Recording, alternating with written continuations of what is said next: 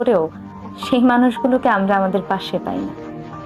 আমি স্বার্থপর নই, তবে এমন মানুষগুলোকে আমি সবসময় এড়িয়ে চলি, যারা স্বার্থের জন্য আমার সাথে মেশে, যারা স্বার্থের জন্য আমাকে ভালোবাসার অভিনয় করে, যারা একসাথে ঘুরতে গিয়ে একসাথে কফির কাপে চুমুক দেওয়ার পরেও, একসাথে রাস্তা পার হওয়ার সময় হাতটা ধরার পরেও মনে মনে আসলে আমাদের আপন ভাবে না।